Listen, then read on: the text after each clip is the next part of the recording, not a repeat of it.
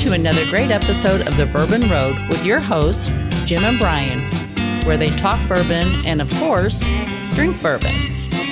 Grab yourself a pour, kick back, and enjoy another trip down the Bourbon Road.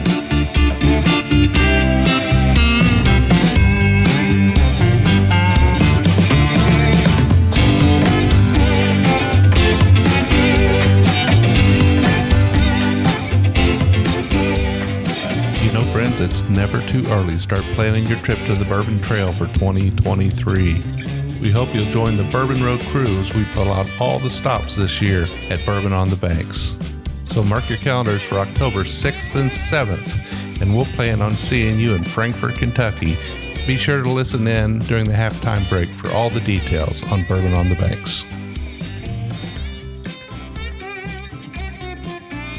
Hello and welcome back, listeners, to another episode of the Bourbon Road Podcast. I'm your host, Jim Shannon, and in the studio tonight, we've got kind of a very special fellow who's been on the show before. It's been a while, but we thought it's pretty important to bring him back because it just seems like recently his name and his product name has been popping up a lot, either in Bourbon Road episodes or in events that we've been at. So I definitely wanted to bring back Michael Myers from 291 Distillery. Michael, welcome back to the Bourbon Road Podcast.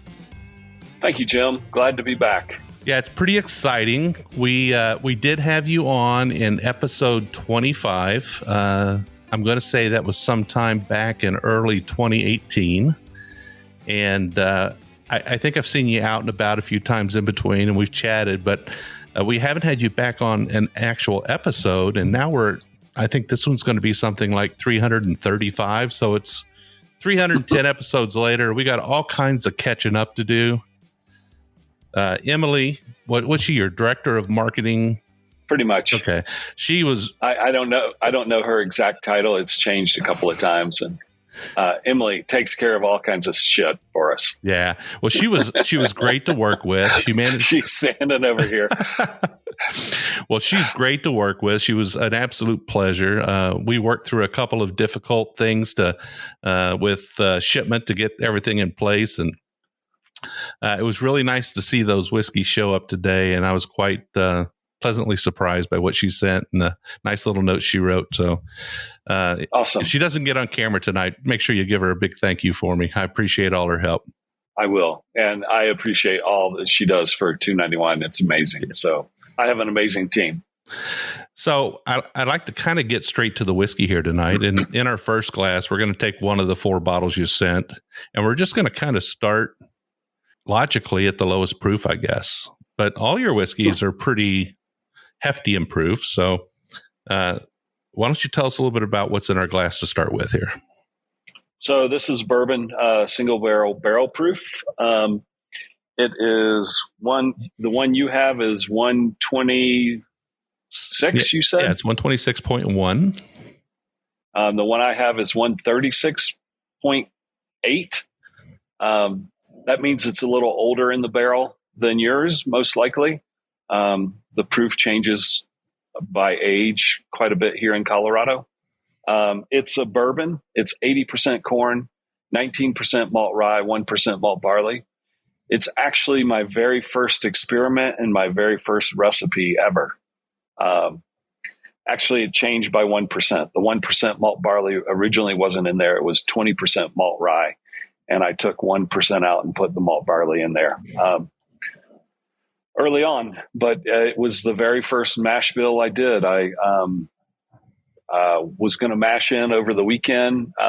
Mike Bristol Brewing Company had given me a bag of corn.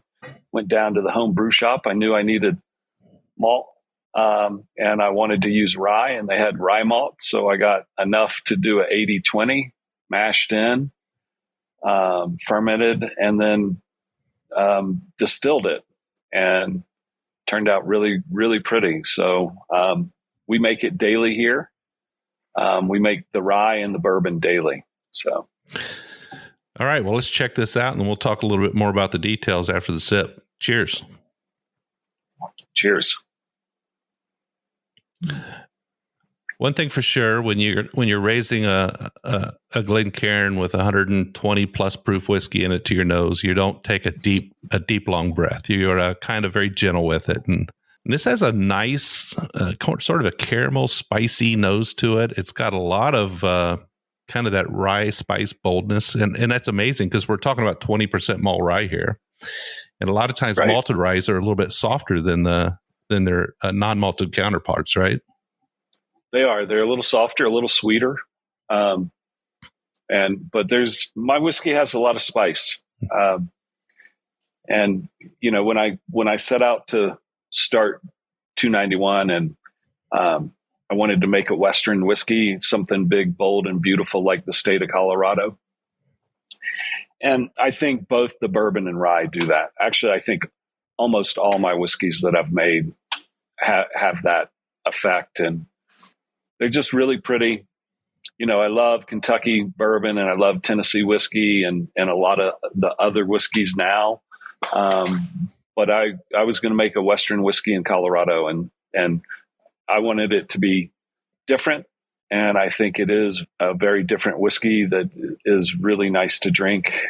The different notes come from the yeast we use, the grain we use, the shape of the still that I built, designed and built, and then just the barrels and the dryness here in Colorado. On the palate, it has that initial real sweet impression, but it doesn't fool you for very long with that sweetness. It gets on the back of your palate and introduces itself with a firm handshake. It's got a lot of spice on it. Definitely, rye is in charge, even though it's got a majority of corn content in it. But this is definitely a bourbon whiskey. You can taste that caramel sweetness to it. It's a little bit more of a molasses here. This is a dark whiskey too. It's almost a mahogany in color. And I'm looking at all your whiskeys here, and they're all very dark. This is probably the lightest of the three in the big bottles, and it's still a pretty good colored whiskey. It's nice and dark.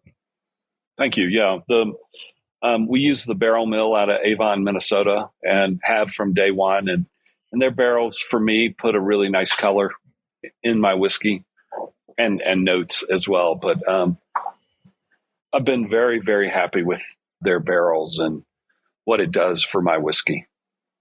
I want to take another sip here and sort of try to analyze the finish a little bit. I like a heavy mouthfeel in a whiskey. I'm not a big fan of thin, more refined whiskey. Western whiskey to me should be rugged, refined, rebellious, and I think 291 is very much that type of whiskey. Yeah, it has a nice viscous mouthfeel to it, a little bit silky. When it hits the back of the palate, it kind of really sticks to the back of your tongue and sort of to the sides of your palate on the back. It kind of hangs in there. It's got a nice long finish on it. It's got a wonderful, deep, peppery rye spice on it. And I'm just surprised again. Now, 20% rye is a lot of rye, folks. I'm not saying that, rye doesn't have an opportunity to be a big player in this, just being only 20%, because 20% is a high rye, bourbon. It does have a lot of rye, and it that rye has a lot of character to it compared to corn, and so I think that's what helps it stand up to the corn, the 80% corn. But you get it back up front in your mouth again, and it's still got that wonderful sweetness. On the back, it seems a little more tannic and dry, but only because when I say tannic and dry, I don't say bitter or in a bad way. It's just got that. This would make a good cigar whiskey. It's got that real nice, heavy lay on the back of the palate, a little bit of impression back there. And I just think it would stand up to, a lot of things. It would certainly stand up to a cigar. I think it would stand up to a cocktail in an amazing way. It would probably make a great Black Manhattan. I laugh at that because my drink, if I'm mixing a drink, it's a Black Manhattan, but I normally do it with the rye and a Verna. It's an amazing cocktail. But one day I was doing an event or something, and somehow just barrel proof bourbon got shipped. It was a friend's group birthday, 60th birthday. And I was like, oh no, well, let's just try it.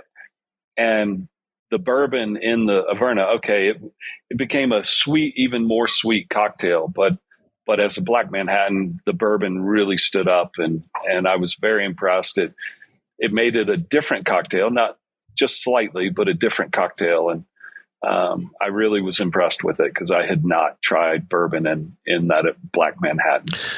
Yeah, no, I think I've had a Black Manhattan both ways. I believe I've had it with Aperol and Averna. And personally, I'm going to say that I think with bourbons, maybe the Averna would be my favorite, and maybe with rye, Aperol, or I do enjoy them. I mean, I like a good old fashioned, but if you drink old fashions all the time, it's nice to have a Manhattan once in a while. And a Black Manhattan is just a real stout drink, and I like it a lot. So Michael, we did have you on the show before, and I know a little bit about your story, but I think we've got a lot of listeners today who are maybe new to the show or maybe new to 291 Whiskey altogether, and would like to hear a little bit about kind of how you got started and where the idea came from, how you ended up in Colorado and making whiskey. Yeah. So, I did. I know in the first podcast we did together, I told my story, and I enjoy telling my story. It doesn't change too much. There are little things that change, or, maybe I leave something out. But I was a fashion beauty photographer in New York, and 9/11 changed my life. I lived 3 blocks from the World Trade Center, was on Greenwich and Duane when the first plane hit, and with my youngest son on my shoulders, and went through that whole day, and it was crazy. And got to a point where we needed to get out of New York that week. I mean, we couldn't get back in our apartment. So my wife's parents lived in Colorado Springs, my ex-wife. And so we came out here, and I started commuting back for photography and put the kids in school and commuted for a while, and got to a point where I was like, okay, I've got to do something different. This isn't good for my family, and the travel's a lot. So I was flying back from a Vanity Fair shoot, reading the New York Times about the guy that created Hendrick's Gin and Sailor Jerry, and thought I could brand a whiskey, and got back to the Springs and talked to some people. And somebody said, why don't you try and make it first? And I'm like, I'm from Georgia. They make it in the woods. How hard could it be? and that's the truth. And I'm totally self-taught, YouTube, documentary, books, and decided I needed a still. Talked to Vendome, and they had a 50-gallon still that was $50,000. And I'm like, I don't have that kind of money to start this. And so I decided I could build my own still, and needed copper. And I had these photogravure plates. So a flat copper plate, you chemically etch an image in, you ink the plate, put a piece of paper with it, run it through a press, and you get an inked photograph. And took these 7 plates, drew a design for the still, had the plates water jet cut, rolled them through a metal roller to curve them, and then took them to this guy, Al, and had them TIG welded together to build a 45-gallon still. And I started in 300 square feet. That still had a thump keg with it. And I had a stripping still that I had built out of a 55-gallon stainless drum. And so all my whiskey's 3 times pot distilled. I have a 300-gallon finished still now, and the thump keg to that is my original 45-gallon still. And started in this 300 square foot space. And like I said, the first, so that very first batch I did went through an Ambilic still. And so I stripped it and then ran it through a really small and just got like a few bottles. But that was that was the one and only experiment I did. And the next batch was the bourbon again. And I, stripped it, bigger batch, and ran it through the 45-gallon still, and the whiskey came off and was really beautiful, and just started making it and knew I was going to make a rye whiskey as well. And so rye was my favorite. The bourbon just was the first one because of the bag of corn I had. So I got some rye, and my rye is 61% malt rye, 39% corn, and ran that one. And that's my second recipe, my second experiment.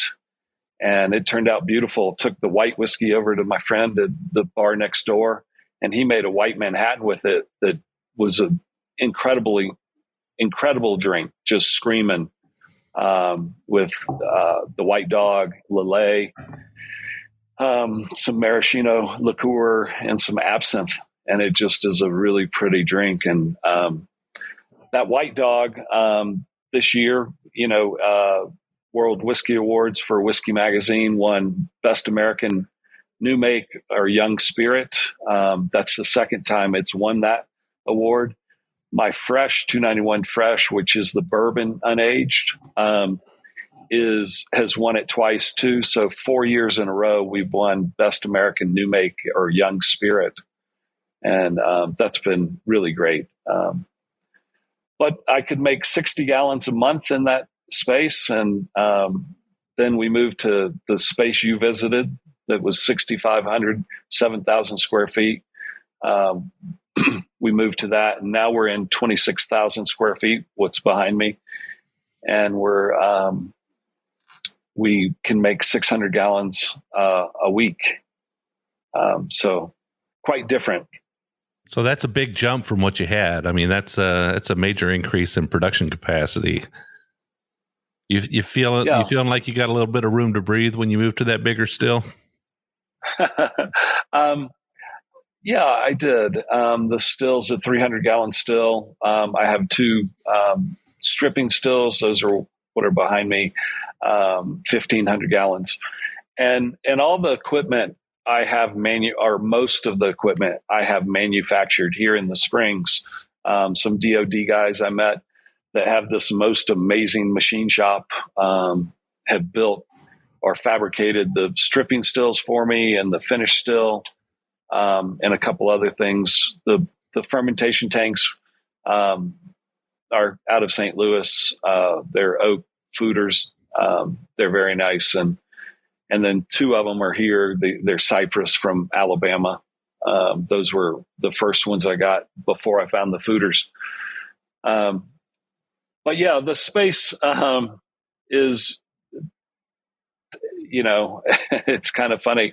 It's a big space, but you feel like there's not enough room when you start looking at numbers and what you hope to do with the company and get the whiskey to, 28 states and things like that. Our glass manufacturer is holding, I think, 85,000 pieces of glass for us right now. And that equals 107 pallets, which is 5 truckloads. And I looked at my COO when we got that email and I'm like, where are we going to put 107 pallets? The 300 square foot space I was in, I had built shelves that could hold 1 pallet of the bottles I used at the time. And it was great, very efficient, very ship shape. But to think about from that space to now where I'm talking about 107 pallets, is crazy. I guess if you're doing things right, you're kind of always in a constant state of expansion, right? You're always looking for more space. You're always looking for more capacity. And of course, you're always looking for more customers. So I think, if you're doing it right, you should always be in that mode. And hopefully you're able to, I guess, hit a plateau, rest for a while, and then get going again.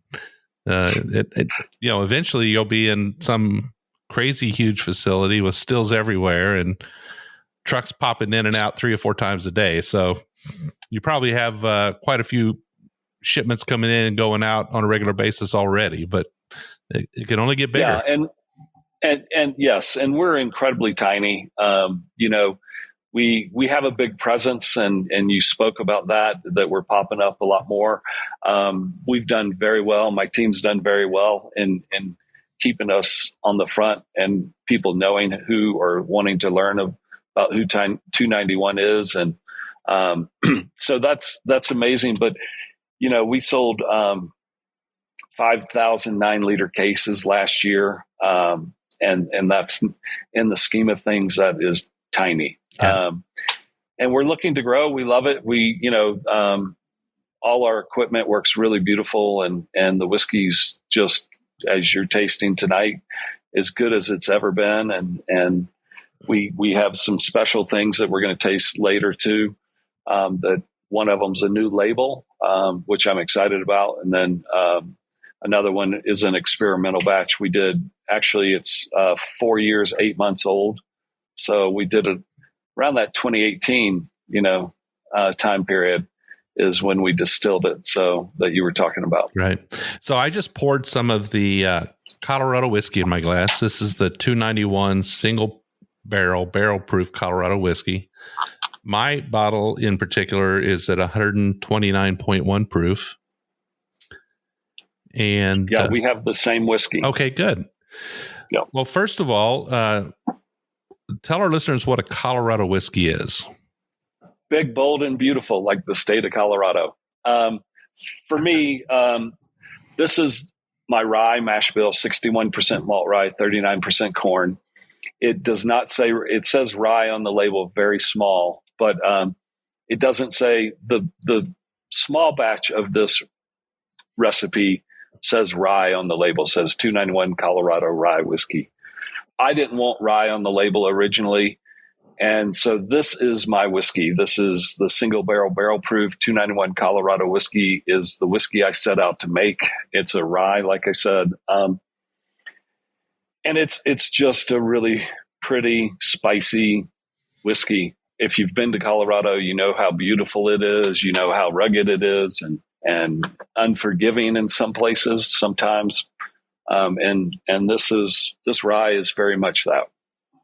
All right, let's check it out. Cheers. Yeah, it's a little more floral on the nose than the bourbon was, a little less sweet. But it's got a nice candy punch of sweetness up front. But definitely the rye toast and a little bit of a kind of a stone fruit palate to it. It does have a little bit of a kind of an anise along with a little bit of an earthy kind of note to it. I think the malted rye, and I've been on kind of a malted rye only because I got a very good friend who's a big lover of malted ryes, and he's had me on this malted rye kick lately, and they are kind of catching on. My palate's catching on to them, and this is a fine example of a whiskey with a good portion of malted rye in it. And now all your whiskeys say aspen wood stave finished. Yes. And I actually received from Emily a piece of aspen wood that was charcoaled. Can you tell us a little bit about that? So when I started it, I'm not traditional, but I look at tradition and think about it. And, I wanted aspen on the label because what's synonymous with Colorado is aspen. And so originally with the fresh 291 fresh, I looked at charcoal mellowing with aspen charcoal. So that's where that started. And then I moved to aging whiskey in a barrel. And I was like, okay, well, why not finish that whiskey some way? And so I thought aspen, charcoal or toasted aspen staves would be a nice finish maybe. And so I did an experiment where I put some in a mason jar with the, whiskey without it and whiskey with it. And did a test for about a couple hours, shaking it and tasted it. And it's a very slight change to the whiskey. It's a very nice change, but it's very slight. It adds a little spice, a little smoke, and pushes caramel notes a little more to the maple. And my distiller, Eric Jett, it has a very broad palate. He's able to taste something and relate it quickly to an experience he's had. So he can go in more depth about that. But for me, that's what it originally did. And I kind of like that. And so I went ahead and made it where all our whiskeys are finished on aspen wood, toasted aspen wood. The fresh is charcoal mellowed. The only whiskey that we have that doesn't have anything done with it, with the aspen, is the White Dog. 291 Colorado Rye Whiskey White Dog. And that it just kind of slipped through the cracks. I don't know why I didn't do that.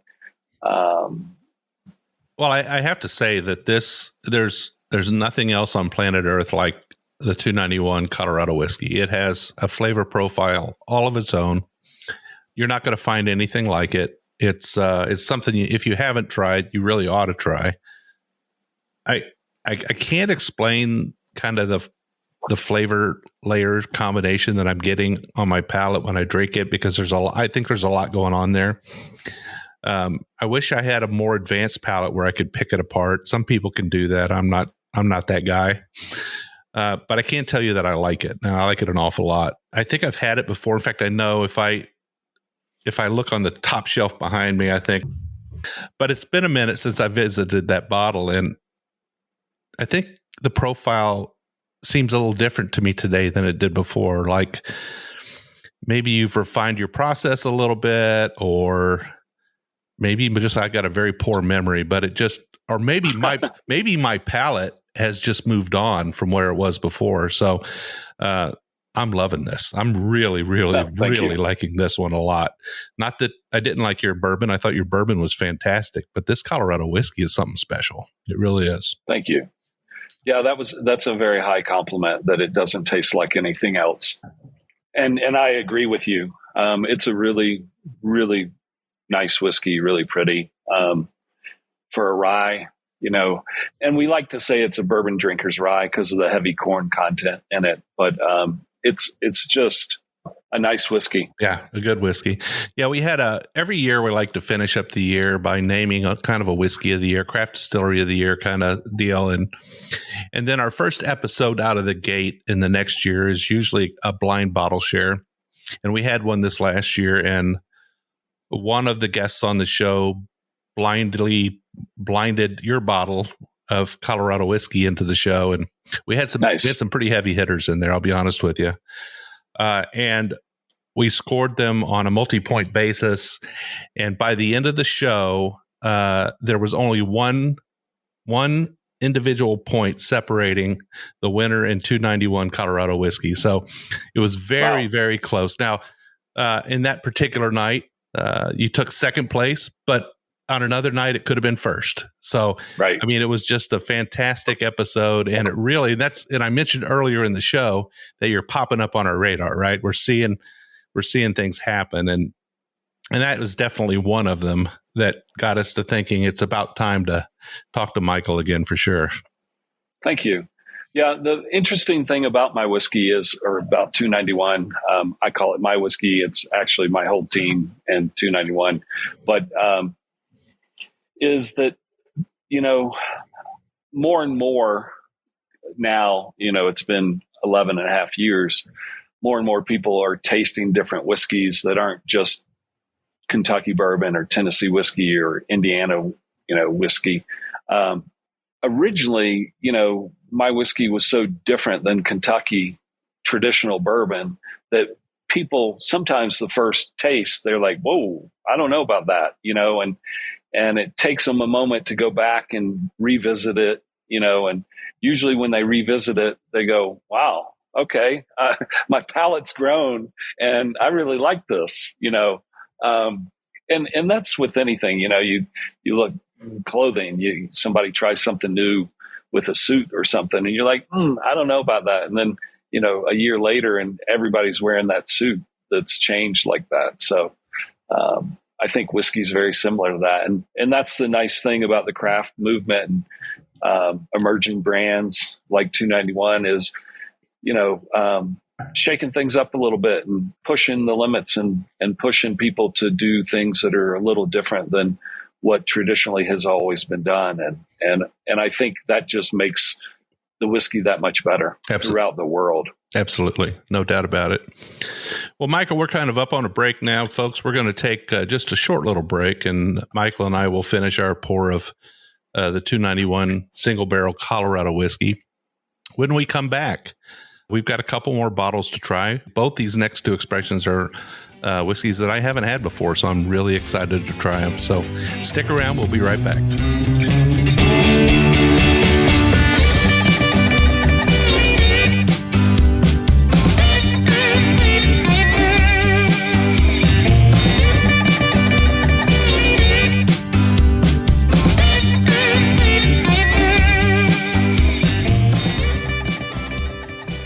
as we mentioned earlier in the show, we hope you'll join us this fall on October 6th and 7th for Bourbon on the Banks. The festival itself is from 2 to 6 p.m. on October the 7th, and you can pick those tickets up at bourbononthebanks.org for $65. They also have an early access ticket for $75. It'll get you in an hour early and definitely get you access to some special pours. But if you always like that VIP access, this year they're bringing in the VIP access tickets. We'll give you access to their VIP tent and all the great things that go along with that for $175. Be sure to check out bourbononthebanks.org to get all the details on this year's event.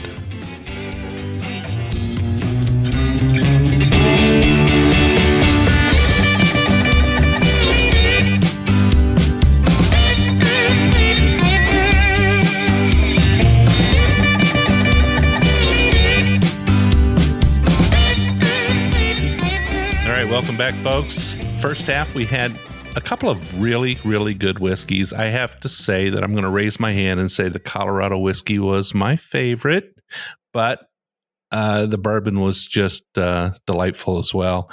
I think the reason that the Colorado whiskey, the single barrel that you sent to me, kind of got my attention is because its flavor profile is just so unique. It's something that you say, I've never had anything like this before, and I probably won't find anything like this unless I buy another bottle of 291. So that's the kind of stuff I love. I really like it. I mean, every now and then I'll walk into a bar and the bartender will say, "Hey, pick something off the bar. You can have whatever you want." And that's nice when that happens. But usually I'm not looking for the pappy. I'm not looking for the high, allocated bottle. I'm looking for that bottle that I haven't had before, that expression that didn't make it on my bar yet that I really like to try. And this is one of them. I mean, I've had it before, but it's been so long. But now we've got a new whiskey in our glass. This is one I haven't had. So getting a little bit of goosebumps here. Michael, why don't you tell us what's in our glass? So what's in your glass is the label is 291 all rye. This is batch one. And there's 1,303 bottles of it. And it is 100% malt rye. There are two malts in it. One is from Root Shoot here in Colorado, and the other one is Weyermann out of Germany. And the reason Weyermann is when I started, this and I went to get rye malt, nobody was malting rye in Colorado. So I picked up the German malt, and the notes in that malt are very different than Root Shoot's Colorado malt. So we haven't shifted our main recipes to Colorado rye malt because of the different flavor profile. But we did do an experiment, and originally the first 100% rye malt that I did was, so we have a label called 291E, and that's our experimental batch. It's a big gold E on the label, and every batch is totally different. I think we're on batch 11, working on batch 12 right now. But batch 3 was 100% malt rye. I wanted to see what it tastes like, and it came off the still. It's really pretty and sweet, and it's amazing how sweet malt rye is. And so Eric and I got talking, and I was like, let's do an experiment with the, 100% Weyermann, 100% Root Shoot malt, and different barrel, still the barrel mill barrels, but not marrying the whiskey together, but aging it in separate barrels. And we did. And about a year ago, maybe not a year, 6 months ago, we were tasting them, and we blended them and tasted them, and was like, they're really good together, really, really good together. So we decided to do a new label, and that's where this all rye came from. And I, on the bottom of the bottle, it has a sticker that says all rye, all rye, all rye. All right, all right. Is that Matthew McConaughey kind of? It's a nod that way. I do own the trademark, which is really nice. But we're really excited about this whiskey. And like you said, it's 32.6 proof. And it's it's a really good, different, but really good whiskey. And again, with 291, the 291 profile thread goes through all our whiskey. You when you taste our whiskey, you know that it's 291, no matter what expression it is. So when somebody's doing a blind guess the distillery challenge, they probably have a pretty good shot with you, right? Yeah, more and more. I've had a couple of people, journalists that do judging and stuff, and they're like, yeah, it's interesting when people go, oh yeah, that's 291. I guarantee it. And that's a good thing and a bad thing, right? Like, for me, it's a good thing. All right. Well, cheers. Cheers. Wow, it's got a nice buttery nose on it. Definitely got kind of an earthy, spicy rye note to it. Boy, that does not seem like it's over 130 proof. No, it does not. Man, that's like cream. Not sweet orange, but a nice orange note right in the middle of your tongue, between your teeth, that comes through. And a really nice creaminess to it.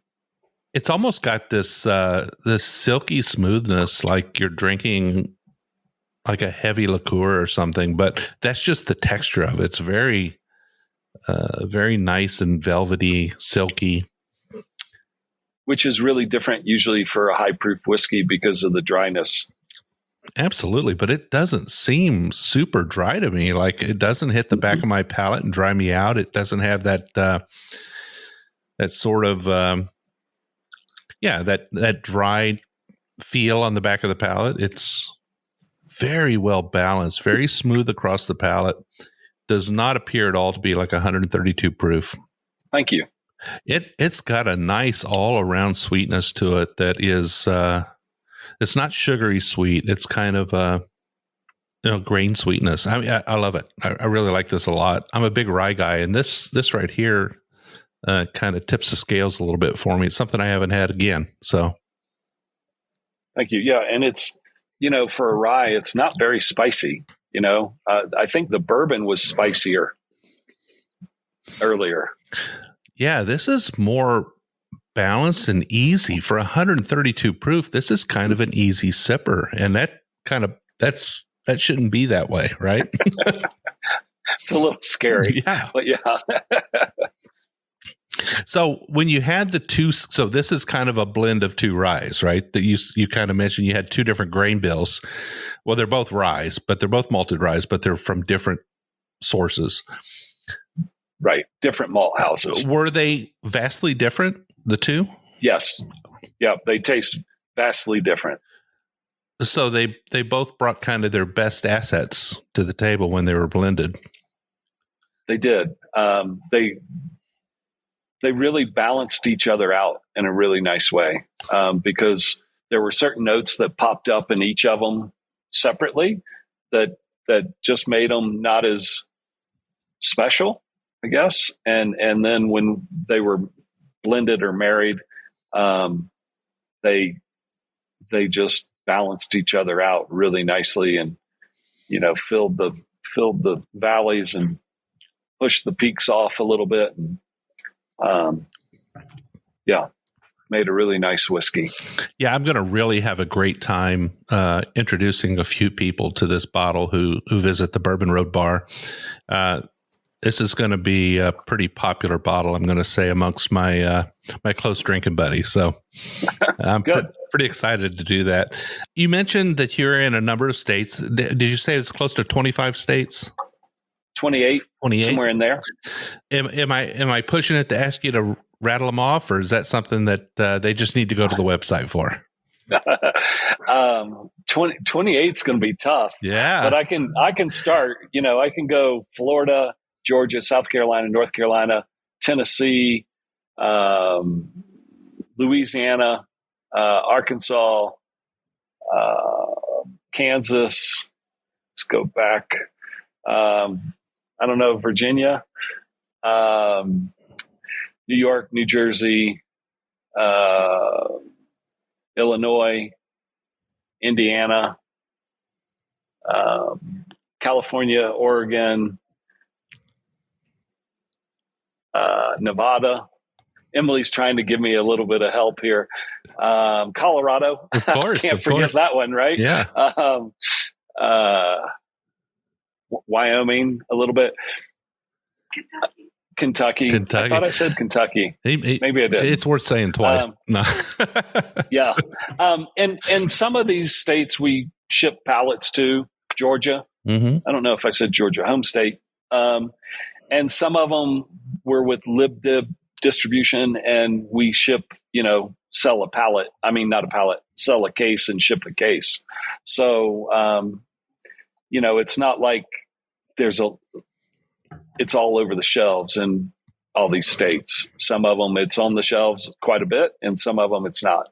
And we're growing as fast as we can and as fast as we can make it, and bottle it and produce it and get it on a truck. Now, are you able to sell it out of the distillery and ship it as well? We cannot ship out of the distillery, but we sell out of the tasting room. And luckily in Colorado, we're not limited to how much we can sell that way. We do have an online presence on our website in Sealbox, and you can order it, but it has to go through, because of 3-tiered distribution and all that. It has to go. So we sell it to our distributor. They sell it to a liquor store that's able to ship in your area. And that's how it works through our website. And then Sealbox is out of DC, and they ship out of there. And they have a lot of our allocated whiskey, or not a lot. They have some of our allocated whiskey on their website. So, and all rye, I think they're picking up all rye. Well, that's fantastic. So all rye, I think, is going to be sold in Colorado and Texas. I think we're shipping a few 300 and something bottles to Texas. But other than that, most of it's out of Colorado or on the website. But you'll be able to get it on Sealbox. Yeah. Awesome. Well, that's good for a lot of our listeners, because I know a lot of our listeners do watch Sealbox to see what they can get their hands on. So very, very good. I would highly recommend, if you can get your hands on a bottle of this all rye, if you've got even just a little bit of a kind of a palate that likes malted rye, I would say that this one is kind of at the top of the heap there. It kind of expresses that malted rye as best as anything can. So give it a shot. All right. Or all right. That's it.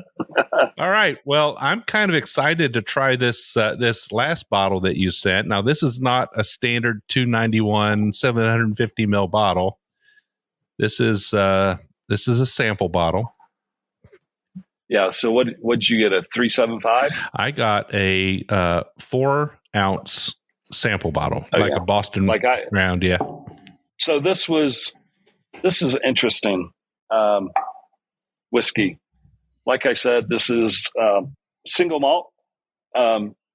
We distilled it about 5 years ago, put it in barrels. We just wanted to I wanted to do a single malt for e-batch at some point. And so a couple of years ago, we popped the bungs on them, tasted them, and was like, oh, it's good. And we had some wheat whiskey at the time that was good. And we married them, or blended them, and made a really nice E out of them. But we had fewer barrels of the of the wheat than we did of the single malt. So we took the right amount to make a really nice blend and put those in bottles. And we had about 8 barrels of the single malt left over. And Eric's like, what are we doing with those? I'm like, I don't know. Let's sit on them. We'll see. Just put them back somewhere and we'll look at them. We'll taste them in a little while, see what happens to them. And I guess a month, 6 weeks ago, they were out. Eric brought them out for some reason, or talked about them. I said, well, let's pop the bung on them. Let's taste them. And we popped the bung, and there was one of them. We were weighing the barrels, and one of them was light. and we were like, oh, that must have been a leaky barrel. And so we weighed the other ones and popped the bung and tasted them, and it was just really, really nice whiskey. And I'm like, what's the proof on this whiskey? And Eric got the proof meter and stuck it in the barrel and checked it out. And the first one, I think, was 143 proof. And I'm like, what? And the next barrel is like 142. And we're like, wow. And I said, all right, you got to proof the light barrel. And my thought was, it didn't leak. It just lost water. So it's lighter because it's alcohol, more alcohol than water. And that one proofed at 153 proof. Oh my goodness. And I think if you're on our social media, we posted the meter at 153, which was crazy. But so I decided that we would marry the barrels together and make a blend. And what you have is that blend or married, because it's all the same single malt made in our distillery. But yours is not proofed down. Mine's proofed down to about 130. We wanted to make the best whiskey we can by either leaving it at high proof or proofing it down some. Well, so I mean, 130 is not low proof, but. Well, I appreciate you sending me the unproofed version at 142.8, and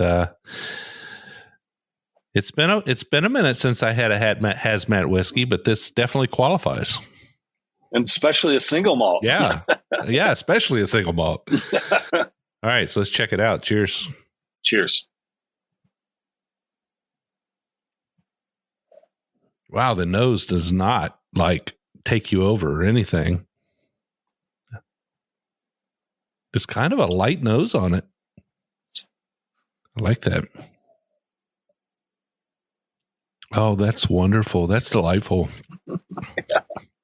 That is, it says it's 4 years and 9 months. It tastes like it's 10 to 12 years. It tastes like it's a very well-aged whiskey. Thank you.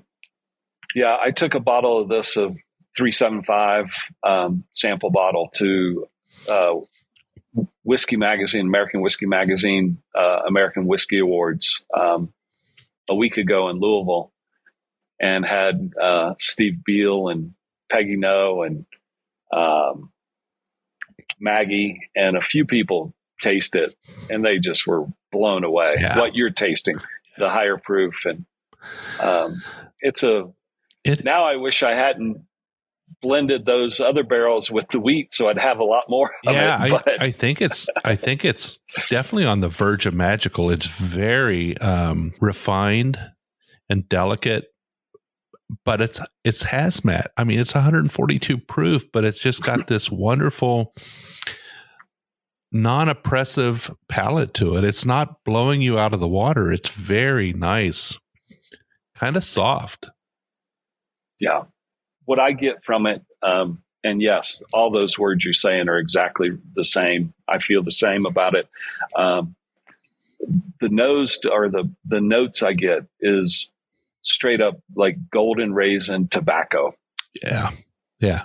Just this really pretty whiskey.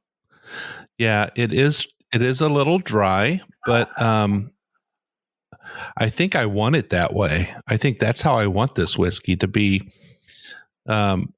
soft and light, and the raisin and the tobacco, but not like deep and dark. It's more, it's almost golden. Yeah, very refined.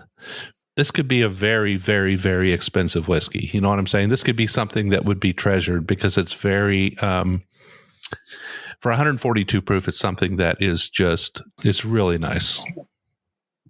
Yeah, for me, it's an incredibly unique whiskey. Yeah. So this one will probably come out in the fall or late fall. We're going to hold it. We're going to put it in some competitions and release it later in the year. But we just released a E11, and that's the bourbon, but we had a boiler breakdown. And so our boiler was red tagged. It was 25-year-old boiler that had been in the brewery that we moved into. And, and so it took 30 days to get a new boiler in and set up running. And so the whiskey, the bourbon, sat in the fermentation for 30 days. And that whiskey is a unique, very good bourbon, very, very unique. And when I tasted that, I was like, okay, this is probably the most interesting, beautiful whiskey I've ever tasted. And granted, okay, I'm biased. It's my whiskey. But if somebody handed it to me, I would have been like the same. I mean, it just, and then like a month later, we were popping the bung on these single malts and tasting that. And it blew me away. This whiskey is so special, unique, well-balanced. The proof on it is amazing.